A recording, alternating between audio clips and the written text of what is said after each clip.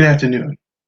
My name is Tim, the math tutor who will be showing you how to find the inverse of the given function, say the domain and range of each function, and we're going to graph each function on the same plane. So here, starting with the original function, let's find the inverse. First step is to switch the variables y with x,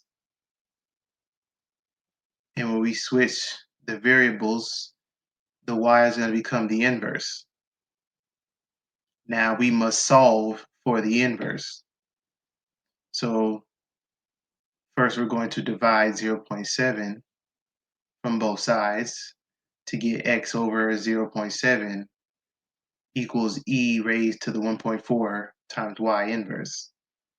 Then we're going to natural log both sides to get natural log of x over 0.7 equals natural log of e raised to the 1.4 times y inverse.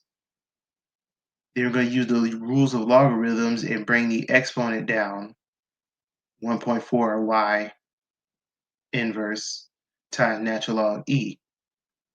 Rule: natural log e equals 1. Okay?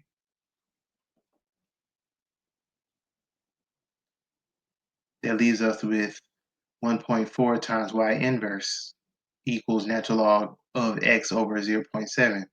Then we're going to divide 1.4 to both sides to get our final inverse function. Okay? Domain and range. The domain of f, the parent function of our given function is y equals e to the x. The domain is negative infinity to infinity. So if the domain of the parent function is negative infinity to infinity, then our given function domain is also negative infinity to infinity. Just because we have shifts of 0.7 and 1.4, the domain does not change. Now the range of f.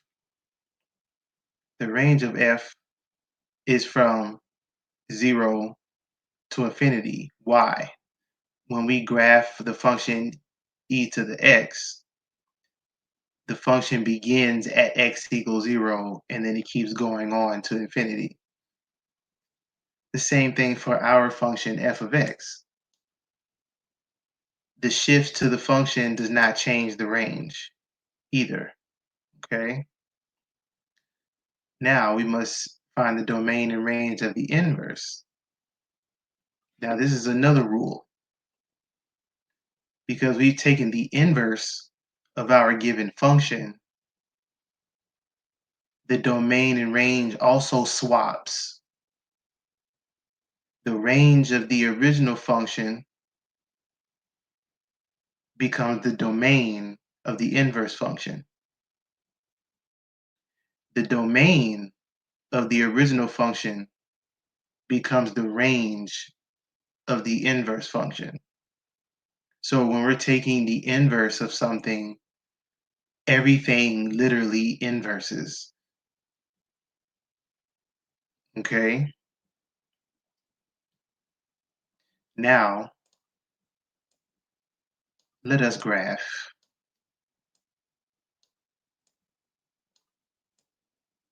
Let's make some space here.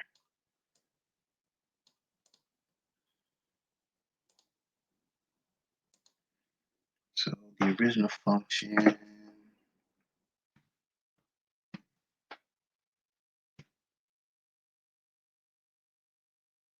and the inverse function.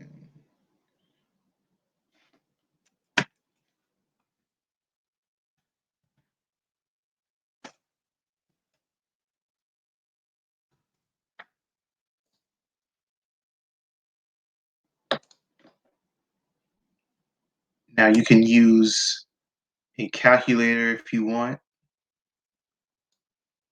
A graphing calculator is actually suggested. Okay, so you can see for yourself